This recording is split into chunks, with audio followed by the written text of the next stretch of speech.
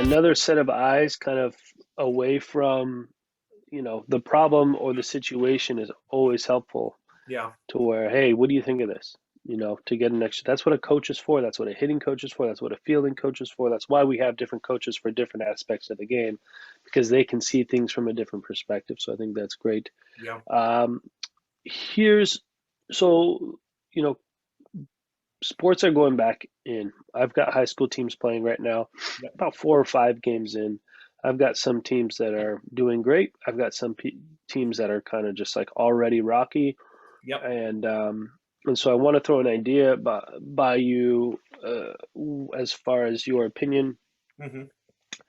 So when there's turmoil within a team, Right. because you think about, let's say there's 20 kids on a team, 20 Yep. kids with different backgrounds, different upbringings, different agendas, different goals, right? They all want to win, they all want to play, but they have all kinds of different things going on.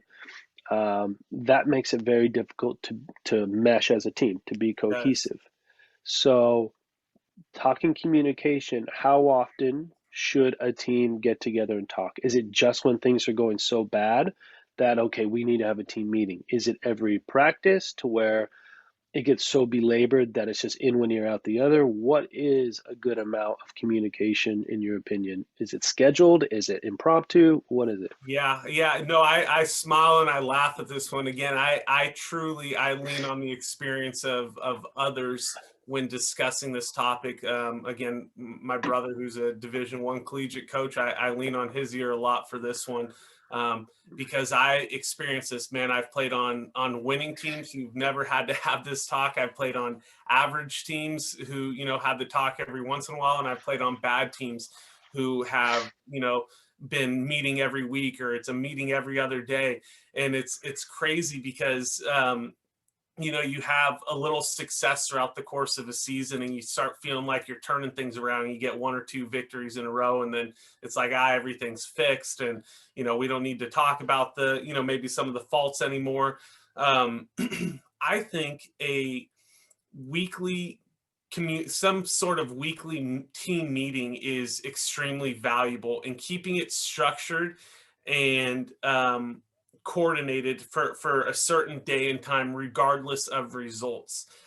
Because what I see all the time is, like I said, a winning team. You feel like, hey, maybe we don't need to have that talk or communication because everything's going fine. When in the long run, there could be some underlying issues there, but winning clouds and it makes up for a lot of stuff, so we think everything's okay. um, but on the other side of it, you can beat a dead horse with a team who's kind of struggling, sitting around 500, and it's like you lose a game, and oh man, everything's broken again. You win 2 games, and then you lose one, everything's broken again. And now it's like we seem like we're meeting every other day, or having this big inspirational talk and conversation every other day, when to me, I don't think that's necessary. I think if and I think about this as a coach, I'm still learning every day. I think maybe just having a weekly team meeting, whether things are good, whether things are bad, to talk about it, because then you stay in a structured approach rather than a reactive approach. And I think the hardest thing for coaches, because we care so much, is in are so competitive that it's easy to get emotional. And as soon as, I think, as I'm sure you'll touch on here, as soon as you start getting emotional, your vision and your thoughts start getting clouded. You start saying stuff you don't mean. You start getting disorganized. So Said structured versus reactive. I think that's huge because like then you're not going into this meeting thinking what's coach thinking, it's just like, hey, this is what we do every week, whether things right, are going well, things are not.